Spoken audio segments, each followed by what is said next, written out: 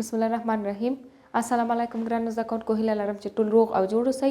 مخکینی لوست مو چې د آس په هکله و په ښه ډول زده کړی اوسئ او کورنۍ دنده مو په بشپړ ډول پای ته رسولی سئ. ګرانو زده کوونکو، راځو نن د ټولنیز مضمون بل لوست ته مو چې د اوښ په هکله ده.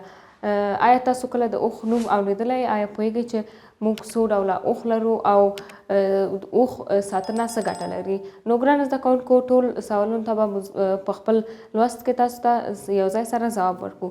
نو ګرانو زده کوونکو، که تاسو هغه خلک چې زموږ په سیمه کې ژوند کوي، هغوی چې له ښار څخه لرې دي، نو حتما تاسو به هغوی په هکله معلومات لرئ یا کوم وخت به مو لیدلي اوسئ چې ګرانو زده کوونکو هغوی که مال ساتنه کوي، د مال ساتنې په ساتنه کې هغوی اوښ هم ساتي. ګرانو زده کوونکو، اوښ هم د یو اهلي حیوان دی، یو اهلي څاروی ده چې هغوی ترې ګټه اخلي. هغه خلک چې په سیمه کې دي یا هغه خلک زموږ لکه د کوچیان خلک، ګرانو زده کوونکو، چې د اوښ څخه بېلابېلې ګټې اخلي. نو ګرانو زده کوونکو، را به شو خپل لوست ته چې اوښ، ګرانو زده کوونکو، اوښ له هغه څارویو څخه دی چې په افغانستان کې له پخوا زمانو څخه د مالونو د لیږد او رالېږد په هکله استفاده کېده.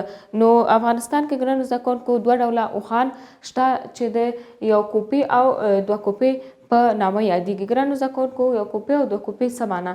یو کوپي هغه اوښ ته ویل کېږي ګرانو زده کوونکو، هغه چې که شکل یې موږ وګورو چې په خپل ملا باندې په سر باندې داسې منحني شکله د ګرد شکل غوندې یو کوپی لري. نو ګرانو زده کوونکو، دوه کوپی هم هغه اوښان دي چې په همغه پاس هغه ځای کې چې خلک کیني یا پې مال د مال انتقالولو لپاره استفاده کېږي، هغه ځای کې دوه کوپی ولري، داسې د منحني په شکل ګرد شکل باندې دوه کوپی ولري. نو ګرانو زده کوونکو، یو کوپی اوښونو ته عربي هم ورته ویل کېږي چې دا اوښان ډېر په ډېرو مسایلو کې ترې ګټه اخیستل کېږي. نو ګرانو زده کوونکو، همدارنګه دوه کوپي اوښان ګرانو زده کوونکو ورته بلخي اوښان هم وایي، یعنې بل نوم یې بلخي اوښان په نامه یادېږي. نو چې دا اوښان د یو کوپي اوښان نه پیاوړي وي او کولی شي چې د بې له اوبو او خوراک څخه مقاومت ولري او ژوند وکړي.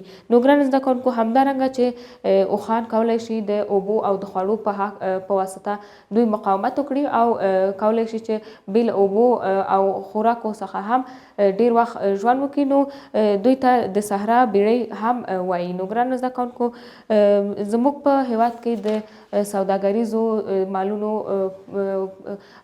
مالونو په لپاره ګرانو زده کوونکو د اوښانو نه ډېره ګټه اخیستل کېدله. نو ګرانو زده کوونکو، هغه وخت کې چې د ورېښم لویه لاره ګرانو زده کوونکو جوړه شوې وه، هغه وخت په پخوا وختونو کې چې نقلیه وسایل نه وو، لکه موټر، لارۍ، همدارنګه بایسکل، موټرسایکل، نو خلکو د همداسې څارویو نه د انتقالولو، د مالونو د انتقالولو او د سوداګریزو مالونو انتقالولو لپاره استفاده کوله. لکه ګرانو زده کوونکو، د ورېښم لاره چې په پخوا وختونو کې موټرونه نه ول، د هند او چین چې کله غوښته یو بل سره تګ او راتګ وکړي او اروپا ته ورسېږي، نو د افغانستان د ورېښم له لارې استفاده کوله او هغه وخت کې خو چې موټرونه نه وو، د اوښانو څخه به یې ګټه اخیستله. نو ګرانو زده کوونکو، اوښان همدارنګه نور اهلي څاروي د لیږد او د رالېږد کې موږ ته ډېره ګټه رسوي. نو ګرانو زده کوونکو، نو اوس زمانه کې چې نقلیه وسایل ډېر شو، نو د داسې حیواناتو څخه زموږ خلک